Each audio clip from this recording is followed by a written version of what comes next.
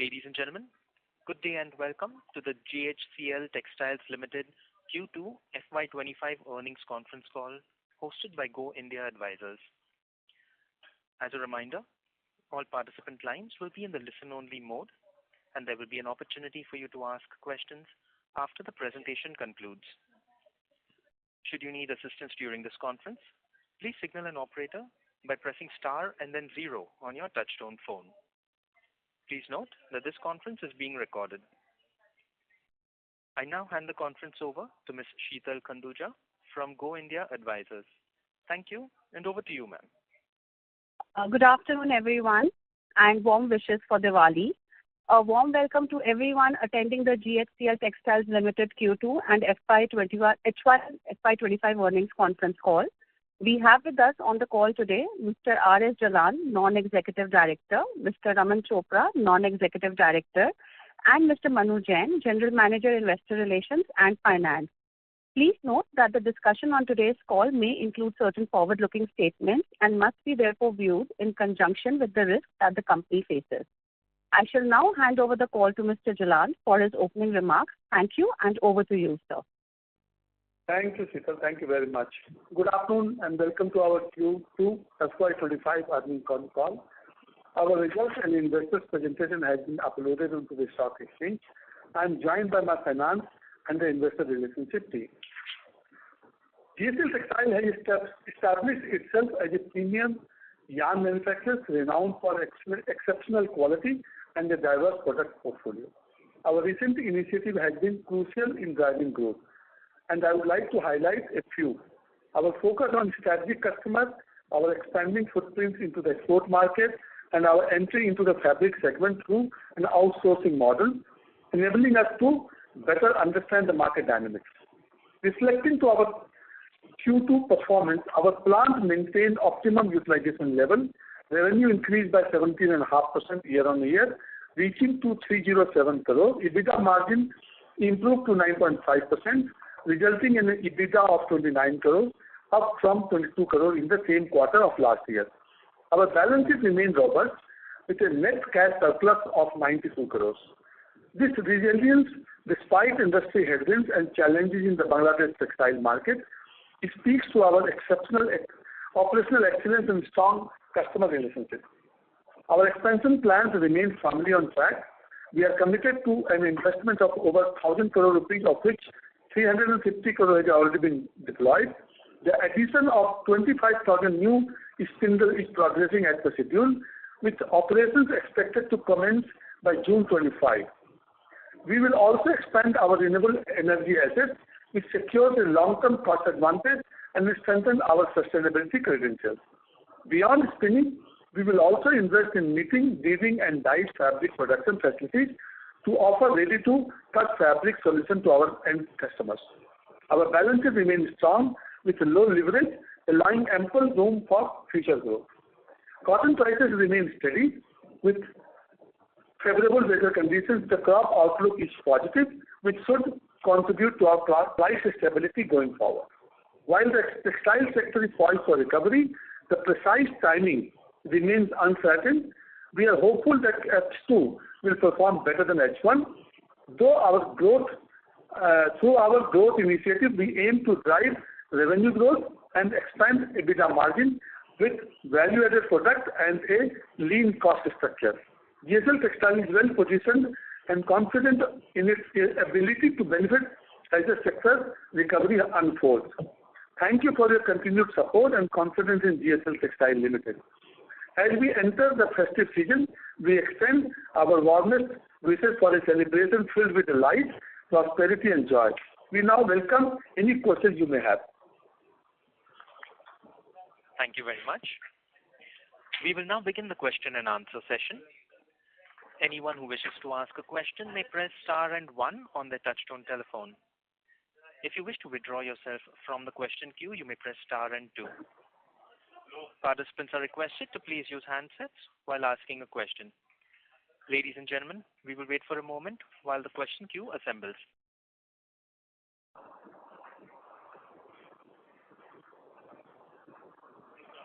The first question is from the line of Jatin Damania from Swan Investments. Please go ahead. Good afternoon, sir, and thank you for the opportunity. Sir, just wanted to understand, in the opening remarks you indicated regarding the increasing focus on the renewable energy.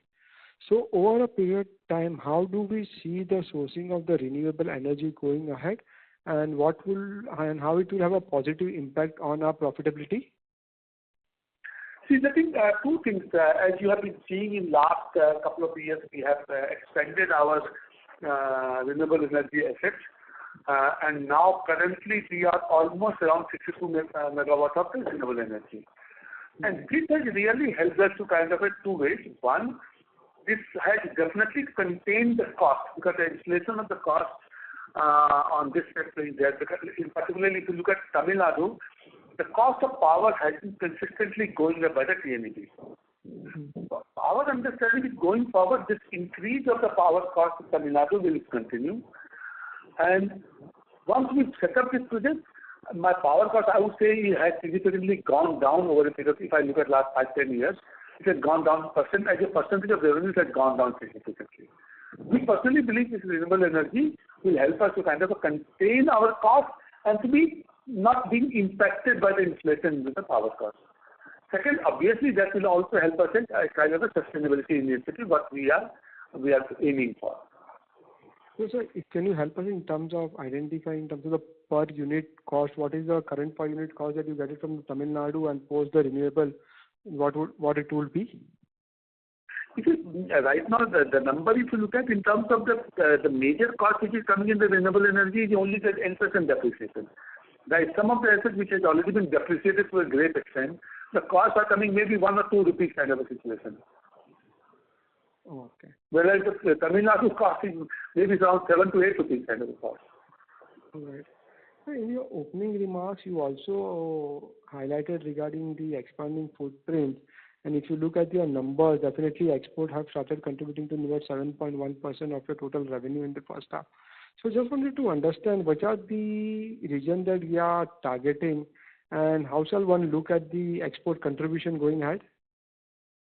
See, I think two things. So first and foremost, we are primarily looking at the markets which are value-added segments into the export market. Our focus will always be on those products which are premium in the segment. And for that matter, our focus is more on the European market and to some extent in the Bangladesh market. But our dependence on the Bangladesh is less. Okay. Whereas we are not expanding our export footprint into the commodity market. Okay. So if you look at our synthetic footprint, you look at our cotton footprint, all the locations we are looking at only those. And our focus is which we ultimately want to achieve. And once the market improves, that we will be in a position to improve. So going with this 21-22% to something around 40%. But that will take some time. And this will largely be a Europe market, right? Because as of now, in Bangladesh, you are not... Yeah, primarily to the European market. Maybe some markets will be like your Bangladesh, some market of Sri Lanka also, because they supply very premium products to the European customers. So those people who are ultimately exporting, either from Bangladesh or from Sri Lanka, who are exporting to the European market, ultimately for that. And how is the Bangladesh situation right now? Because definitely Indian textile industry tends to gain. But overall, have we seen any positive impact or the benefit to the Indian textile industry, either in terms of the volume and prices globally because of the situation in Bangladesh? See, I have a little different view on this, on the Bangladesh situation too. One, Bangladesh is almost getting stabilized, okay? Second, the cost structure of Bangladesh will not allow the Indian producers to kind of compete with those kind of a market on a longer term basis. The third is, currently India does not have that kind of a capabilities of that kind of a size and scale to kind of cater to the Bangladesh kind of a customer requirements. So my understanding is, in the medium term, I personally don't see any major significant advantage coming out of the Bangladesh system. We will be good, India, as you know, India will be having an advantage of supplying the yarn to the Bangladesh market. Yeah. So that's all from my side. Thank you. And best wishes for the festive season. Thank you. Ladies and gentlemen, if you wish to ask questions, you may please press star and one on your touchtone telephones.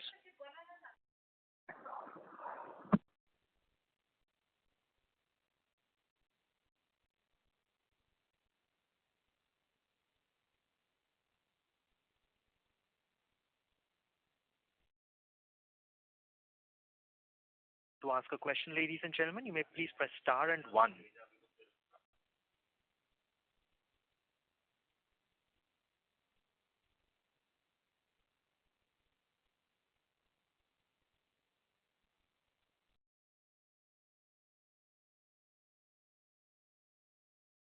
We have the next question from the line of Chintan Shah from Systematics Group. Please go ahead. Hello, sir.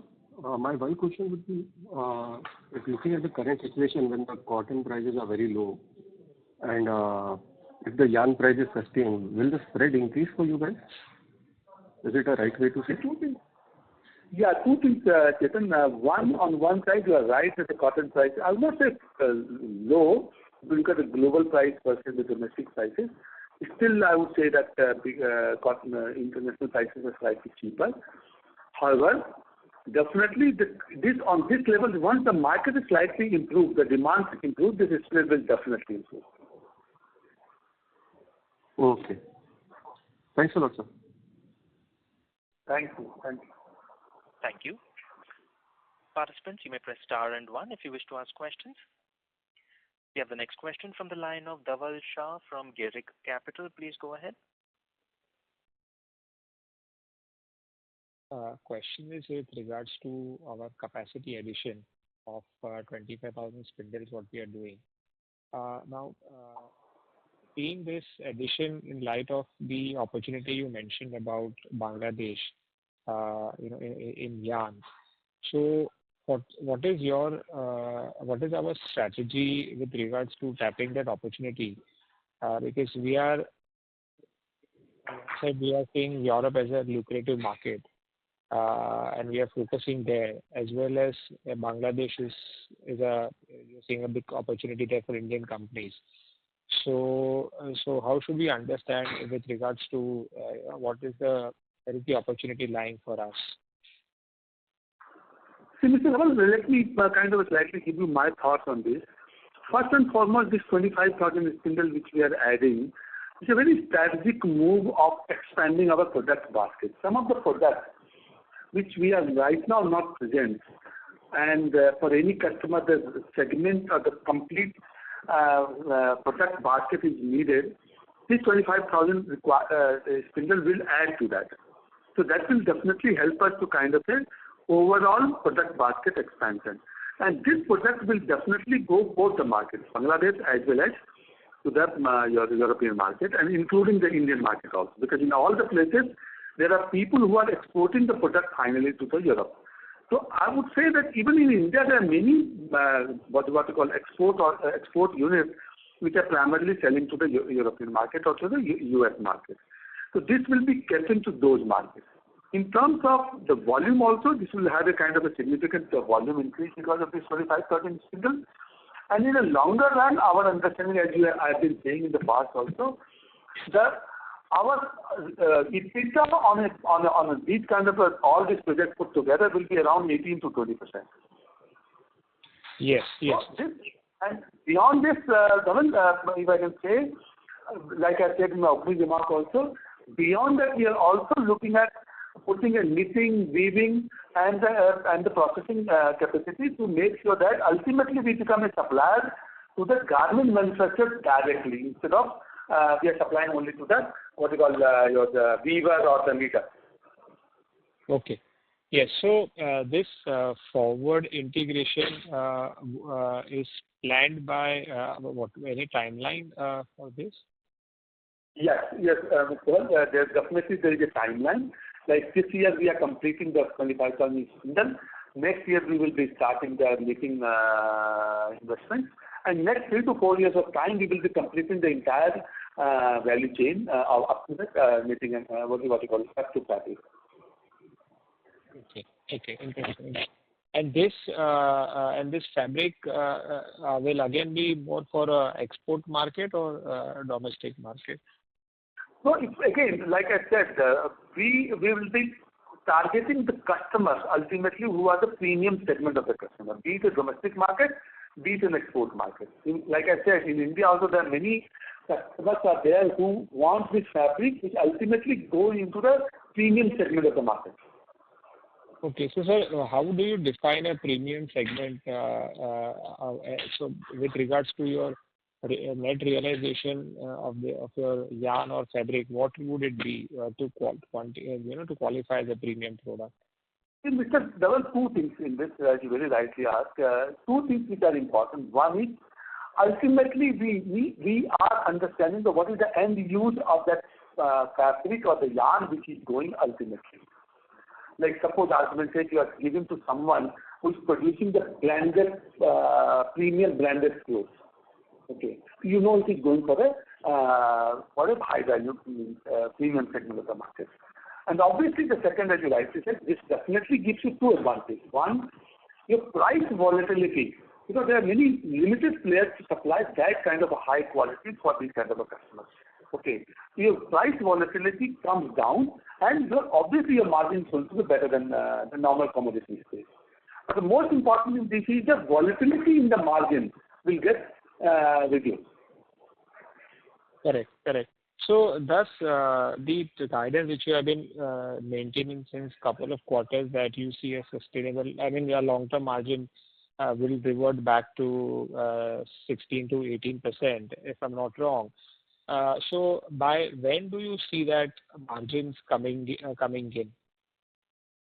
See, for the timeline wise, I can only tell you that the moment this market improvement takes place, it comes to the normal. As we all know that last 2 years has been very bad for the textile industry per se. However, slight recovery you have seen, like our results are if you look at that compared to the last quarter of last year, there is an improvement. We expect that the moment this scenario gets changed and the industry becomes on a normal level, this kind of 18-20% margin will be there. Which historically, if you look at last 10-15 years of our data, you will find that kind of a margin on an average basis we have been maintaining. Okay, got it. And sir, do we have any plans to get into a more specialized kind of textile, non-cotton based, like more of a technical textile segment? We do have, Mr. Dhaval, inspiration of that, and we are working on that. But at this point of a time, I don't have any firm plan to kind of share with you. Okay, got it. Okay, thank you very much. Thank you, Mr. Thank you. Participants, you may press star and one if you wish to ask questions. We have the next question from the line of Yash Khanna from iThought PMS. Please go ahead.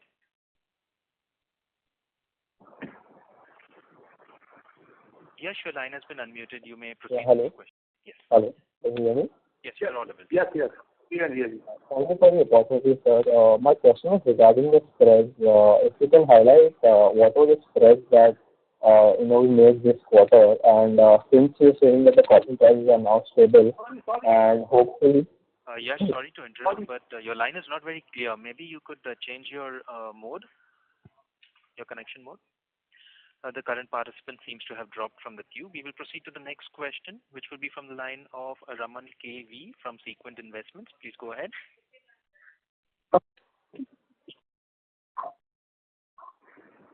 Raman, your line has been unmuted. You may proceed. Can you hear me? Yes, you are audible. Yeah, Raman, we can hear you. Okay. So my question is, hello, can you still hear me? Yes. Yeah, I can hear you. Okay. Sir, I just wanted to know what was the spread in Q2 and what was the cotton yarn spread in Q2, and was there any recovery seen in this October? Sorry, Raman, not very audible. First you said it is spread, right?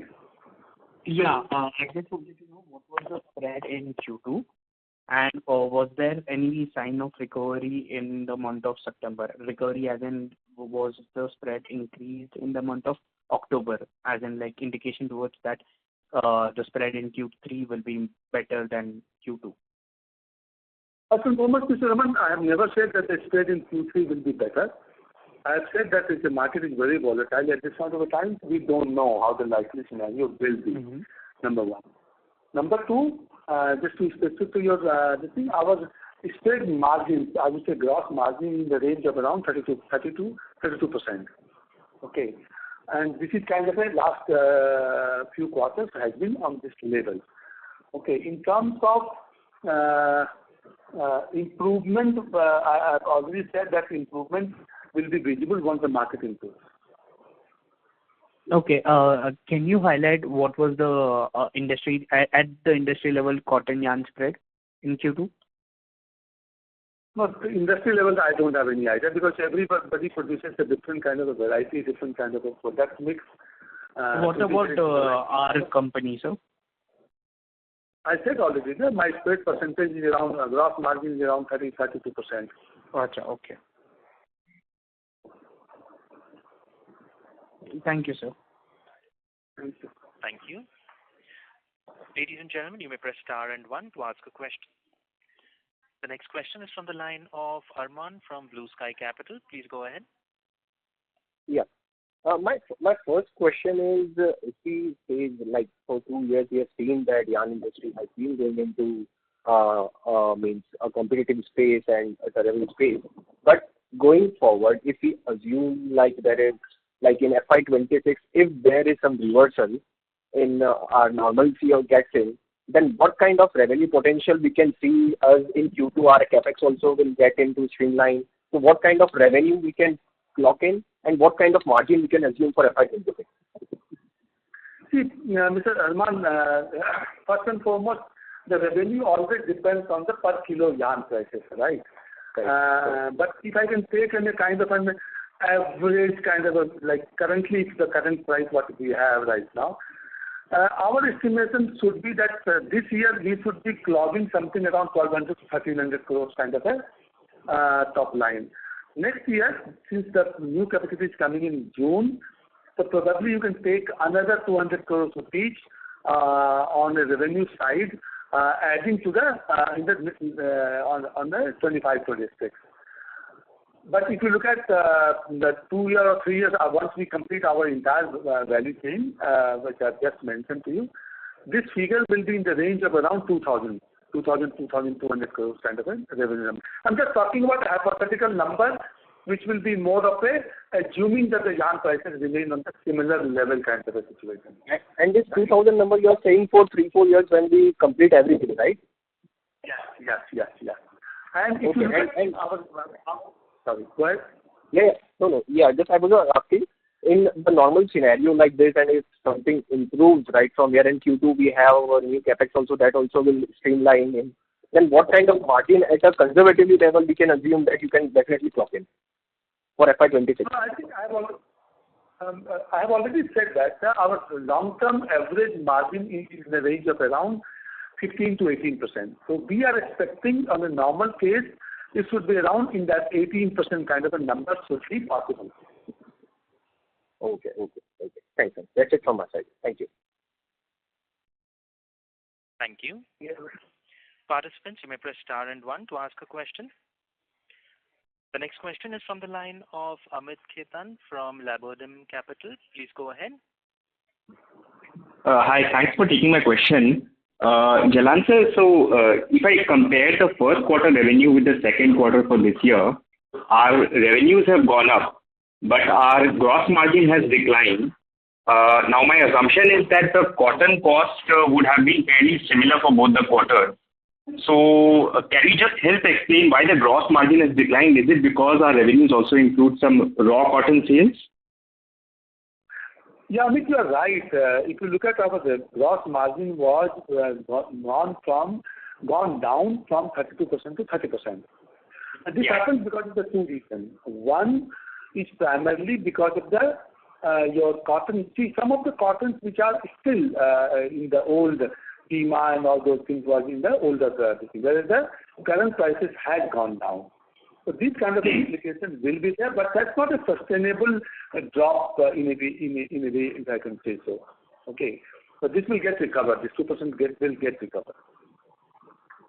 Got it. But have we also sold raw cotton? Because that would also explain some of the margin decline. No. We never sell the raw cotton. We never. Got it. And second, my second question would be, given the outlook on stable cotton prices and a good crop going forward, what would be our cotton buying strategy for the year ahead? Like, do we plan to stock up on inventory given that prices are fairly low right now? See, very, very valid question. Let me tell you, we have a data of around 15-20 years. We have done many kind of a thought process and how the cotton prices behave. So that's one of the expertise we have. And based on that, we have decided that this year probably we will not be going for an aggressive coverage and going for a long-term coverage. However, this will make change if the dynamics get changed. Because the crop size right now looks to be good, but you don't know in next 2 months or 3 months what happens. Second, suppose the total industry cycle gets changed and there is a lot of bullishness is there in the market. The cotton price will also go up. All good things will play out. Currently, we are not talking about a very high level of inventory. That's what I can tell you. But this can get changed any time depending upon how we see the market scenario. Got it. And lastly, if you look at the global demand, especially from Western retailers, if I remember correctly, last quarter you were a little pessimistic. Has that changed? Is there a little bit more bullishness in the market right now? Yeah, I mean, if I can tell you two things. If you look at some of the garment producers, or you must have heard some of the calls of our customers, there seems to be some kind of a bullishness being viewed by those people. And obviously, if the bullishness is there in their mind, obviously that will get reflected in our business as well. Okay. Got it. Great. That's it from my side. Thanks and best wishes. Thank you. Thank you. Participants, you may press star and 1 to ask a question. The next question is from the line of Saket Kapoor from Kapoor Company. Please go ahead.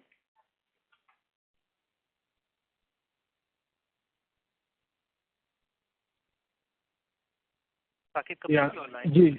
Ji, sir. Right. Namaskar, sir. Yes, sir. Namaskar, sir, and thank you for the opportunity, sir. The mix which we are trying to pursue now in terms of the knitted fabric, what should then be our blended margins going ahead? As Jalan Saab, you were alluding to the fact that we will be then selling garments directly to the people whom we are selling today the yarn, and then we'll be making an additional margin. So what should be then the margin profile, firstly, and what should be the mix when our capacity for the knitted side comes into play? See, secondly, there are two things I would like to highlight. One, definitely that will enhance our margin. So we are expecting something around, like I said that earlier, our margin is in the range of around 15 to 17% kind of a margin. We are targeting 18 to 20% margin. But not only the margin expansion, this also helps you are directly in touch with the customers. Your stability of your product into the market, and you are not getting impacted by the from the volatility to that extent. So probably that also helps you. So that is one advantage. In terms of the percentage, we have almost around, if my memory is correct, is roughly around 30% will be in the range of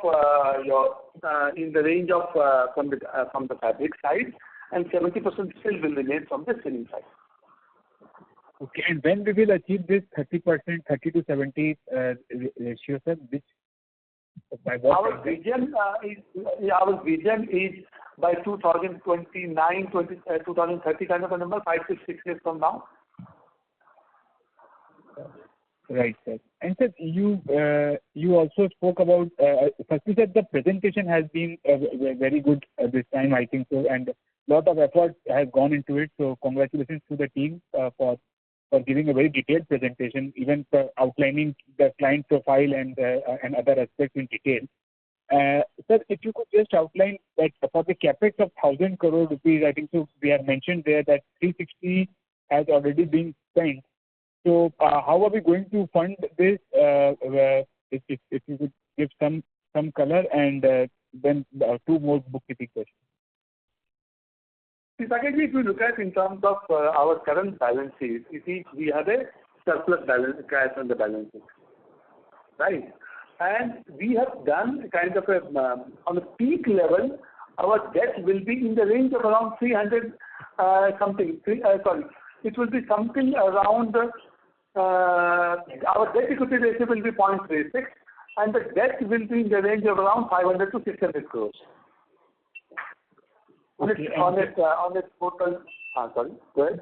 No, sir. You are complete, sir. So basically, I just said, Saket, that as we know that we are very committed to our debt equity ratio of 1:1. Yeah. In spite of such a peak investment, our debt equity ratio will still be around 0.36 or 0.4. Okay. So this 500. So sorry to interrupt. We request you to please rejoin the queue for follow-up questions.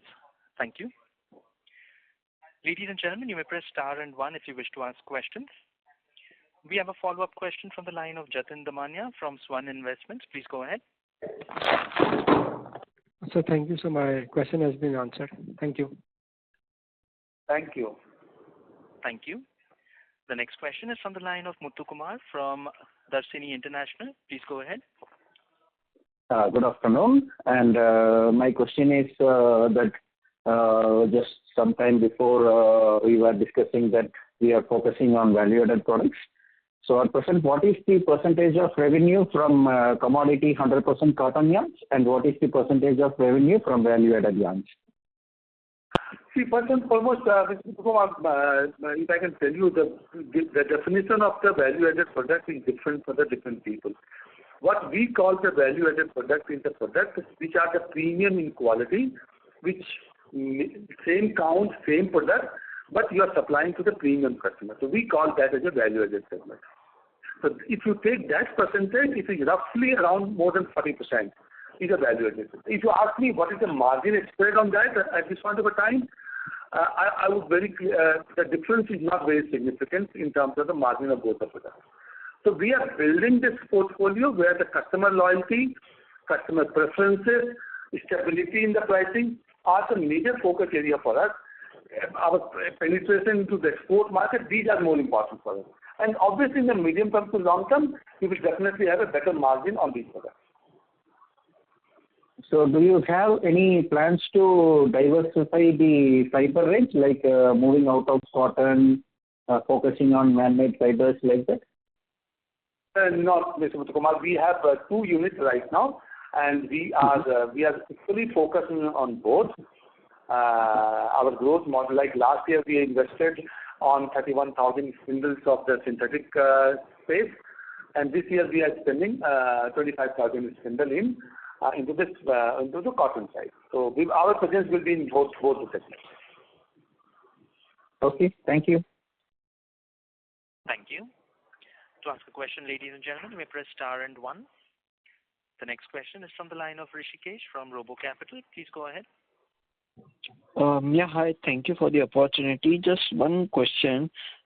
Exactly, if you could, explain what has to happen for our margins to go from current levels to range of around 18%. Only one thing, that the market, the demand of the product should improve and come to the normal level, which is not there right now. As you know that in the last 2 years, a lot of mills had not been able to run fully. A lot of people have run on a very suboptimal level, some of 60%, some 70%. And overall European demand, US demand has been very, very muted. Now that, like I said, the sign of recovery is being seen by our customers like the garment producers or the home textile producers. So once the normal demand happens, the margin will go to that level. Okay, got it. Thank you. Thank you. Participants, you may press star and one to ask a question. We have the next question from the line of Raman KV from Sequent Investments. Please go ahead. Hello, can you hear me? Yeah, Mr. Raman, we can hear you. Yeah, so I just have a clarification question. You said we will do 1,300 crores top line this year and 1,500 crores by 2026.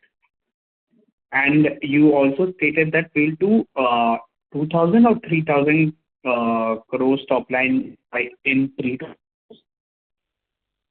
Yeah, Mr. Raman, you very rightly heard that, but I have said that this year probably we will be touching around 1,200 to 1,300, and next year, because of this 25,000 spindle, there will be additional 200 addition, and in a 3 to 4 years, once we complete this plan, this will be something around 2,200 to 2,300 crores kind of a top line should be 2,200 to 2,300. Right. Okay. And so one more clarification. In the presentation, it was mentioned that we are doing 10,000 crores of capex, out of which 350 crores have been deployed. What does this 10,000 crores of capex include? I think the number is not 10,000 crores, this is 1,000 crores. 1,000, sorry, yeah, 1,000. My bad. Out of 1,000 crores, like last year, we have already invested in the synthetic one line, which we have spent around 350 crores. The current capex, which is going for this 25,000 spindle, will be in the range of around 200 crores. All put together, 550 crores. Balance, as I said, it will be more on 3 segments. One is the knitting and weaving infrastructure. Second will be your processing and processing segments, and the third will be green assets. These are the 3 segments we will be making this balance investment. This we have signed kind of a agreement with the government of Tamil Nadu to invest this into next 3 to 4 years of time. I didn't get the third part. After knitting, weaving, infrastructure, processing, and then the third is green? Green assets like your solar and the wind energy. Okay. And sir, one last question. What were the cotton prices in the previous quarter? See, every cotton, Mr. Raman, has a different, Pima has a different pricing, Indian cotton has a different pricing. So, but slightly I would say that if you look at in market terms, the Indian cotton, which is being known as a Sankar Fits or the MECH, was, I would say that around 58, 59,000 in the last quarter, which is at this point of time, I would call it October, November, which is the third quarter. It is ranging around in the same 57, 56, 57 kind of a number. 657. Almost stagnant. Almost stagnant, you can say, marginal lower. Okay. It may change in 1 or 2 months. Okay. Thank you, sir. Thank you. Participants, you may press star and 1 to ask a question. We have a follow-up question from the line of Saket Kapoor from Kapoor Company. Please go ahead. Sir, my question about when we will be having this peak debt of 500 to 600 crores, like you mentioned. Sorry, Saket, can you repeat your question again? Yes, sir. Yes, sir. When are we going to have this peak debt of 5 to 600 crores?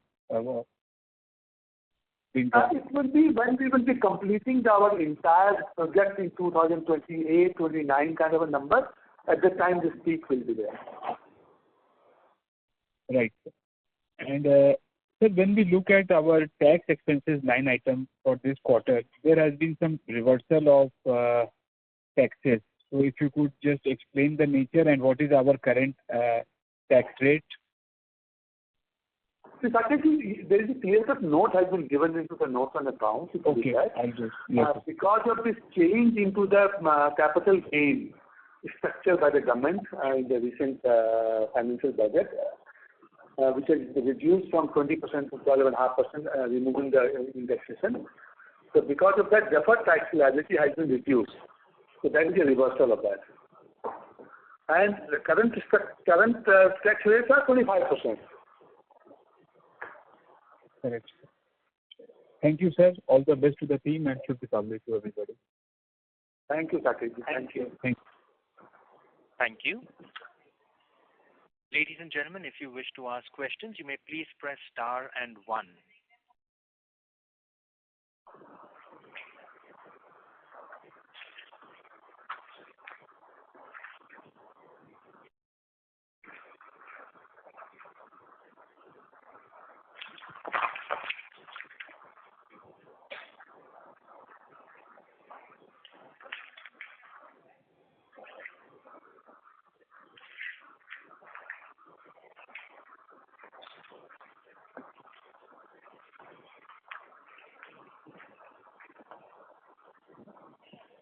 We have a follow-up question from the line of Saket Kapoor from Kapoor Company. Please go ahead.